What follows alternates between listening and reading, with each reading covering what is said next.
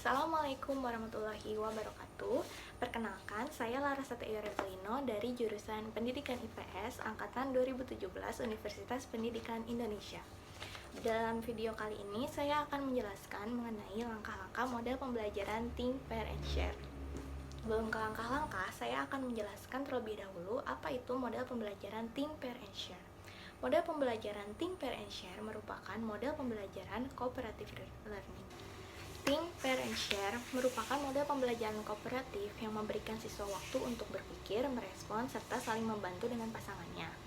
Nah, dalam model pembelajaran ini, siswa memiliki waktu untuk memikirkan jawabannya terlebih dahulu sebelum kemudian didiskusikan dengan kelompok atau pasangannya, sehingga kualitas jawaban siswa meningkat dan melatih siswa untuk bekerja sama dengan orang lain. Think, Pair, and Share merupakan model pembelajaran kooperatif yang relatif lebih sederhana karena tidak menyita waktu yang lama untuk pengelompokan siswa dan merapikan tempat duduk. Saya akan memaparkan langkah-langkah pembelajaran menggunakan model Think, Pair, and Share.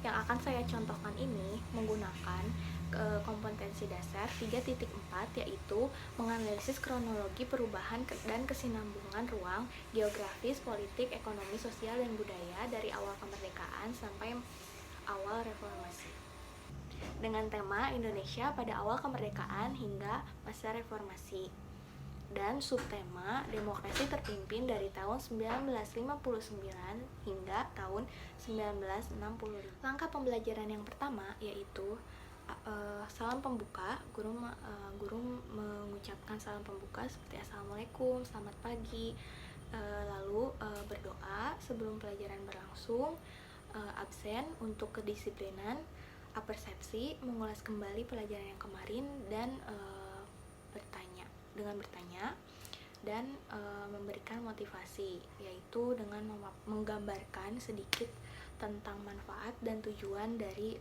pembelajaran yang akan berlangsung. Yang kedua merupakan kegiatan inti. Dalam kegiatan inti ini saya menggunakan model pembelajaran Think, Pair, and Share yang telah saya paparkan sebelumnya. Nah, pertama-tama saya akan menjelaskan mengenai demokrasi terpimpin dengan media pembelajaran yang berikut ini. Demokrasi terpimpin 1959 hingga 1965. Demokrasi terpimpin masa ketika Indonesia menerapkan sistem pemerintahan dengan seluruh keputusan pemerintahan di tangan presiden. Perkembangan politik demokrasi terpimpin. Dekret Presiden 5 Juli 1959. Kehidupan Indonesia pada masa demokrasi parlementer belum pernah mencapai kestabilan secara nasional. Persaingan partai politik menyebabkan pergantian kabinet terus terjadi. Selain itu, Dewan Konstituante tidak berhasil melaksanakan tugasnya disebabkan perbedaan pandangan tentang dasar negara, yaitu dasar negara Pancasila dengan dasar negara Islam. Untuk menyelesaikan masalah tersebut, muncul gagasan melaksanakan model pemerintahan demokrasi terpimpin. Pada 5 Juli 1959, Presiden Soekarno mengeluarkan dekret presiden yang isinya yaitu pembubaran konstituante, Undang-Undang Dasar 45 berlaku bagi segenap bangsa Indonesia, dan pembentukan MPRS dan DPAS. Pada perkembangannya, demokrasi terpimpin justru terjadi penyimpangan terhadap Undang-Undang Dasar 45. Presiden mengangkat anggota MPRS yang seharusnya dipilih melalui pemilu. Presiden mengubah DPR menjadi DPR-GR, yang seharusnya kedudukan presiden dengan DPR adalah setara, sehingga presiden tidak dapat membubarkan DPR. Presiden seumur hidup. Seharusnya presiden dipilih setiap 5 tahun sekali melalui pemilu, sebagaimana amanat Undang-Undang Dasar 45.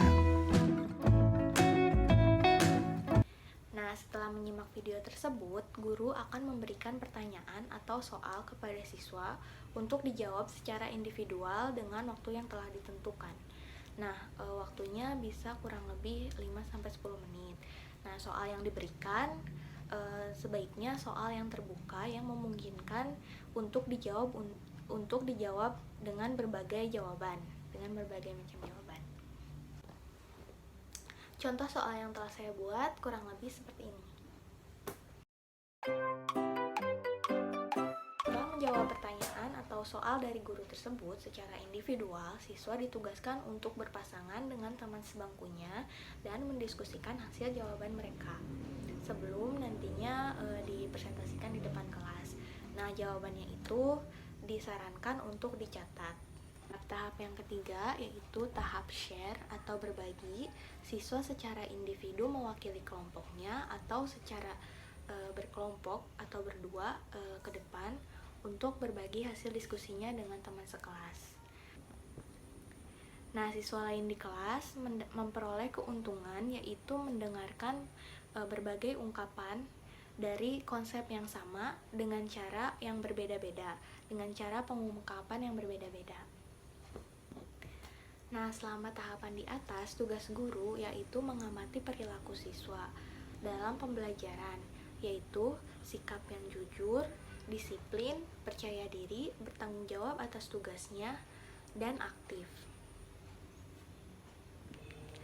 Untuk tes menggunakan lisan, yaitu dengan mengadakan tanya jawab antara guru dan murid. Nah, langkah yang terakhir yaitu penutup. Nah, di penutup ini guru akan mengoreksi dan melengkapi kembali materi yang belum tersampaikan oleh siswa, juga memberikan refleksi, penilaian atau umpan balik siswa terhadap guru setelah mengikuti serangkaian proses belajar mengajar. Nah, mungkin sekian dari saya mengenai langkah-langkah model pembelajaran Think, Pair, and Share. Mohon maaf bila ada kesalahan atau kekurangan.